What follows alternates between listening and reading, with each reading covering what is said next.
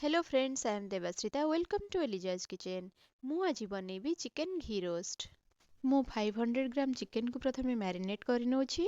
सेथिरे दही 2 table spoon, लूण, हळदी गुंड पके मिक्स कर नबा।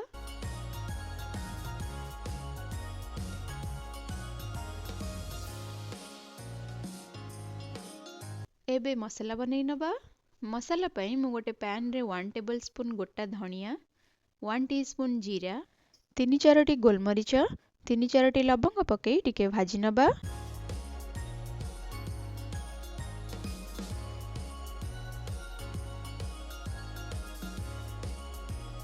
मु एबे गैस बंद कर नउछि। मसाला पेस्ट बनैबा पई मु गोटे ग्राइंडर जार रे भाजी रखिथिबा मसाला, 2 टीस्पून लंका गुंड, 1 इंच अदा, 7 रु 8 पाखुड़ा रसुण, टमारिंड बा तेंतुली 1 टेबल स्पून। एबे ए सबुर पेस्ट बनै नबा।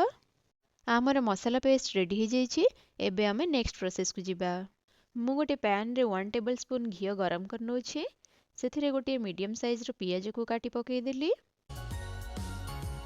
पियाज को 30 रु 40 सेकंड जाय फ्राई कर नबा। एबे सेथिरे मसाला पेस्ट ऐड कर नबा।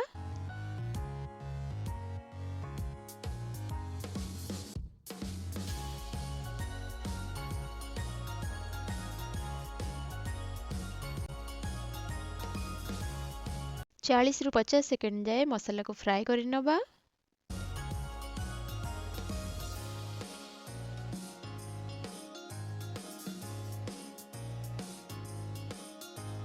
एबे सेथिरे मैरिनेट करी रखिथिबा चिकेन को ऐड करि नबा। मीडियम फ्लेम रे चिकेन को 1 मिनिट जाए फ्राई करिबा।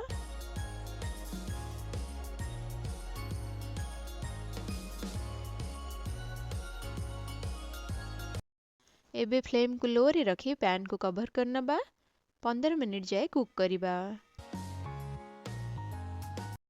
10 मिनिट हे गलानी। मु एबे थरे चिकेन को चेक करि नउछि।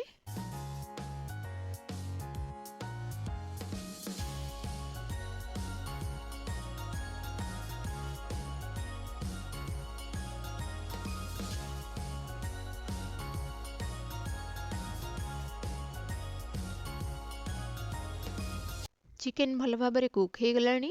एबे आमे सेथिरे 1 टीस्पून जैगरी बा गुड़ा पके दबा।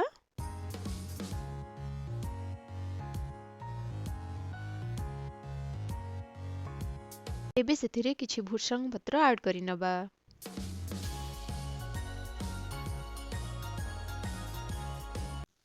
एबे हमर टेस्टी चिकेन घी रोस्ट रेडी हो जाइछि। एबे मु गैस बंद करि नउछि आ सर्व करि नउछि।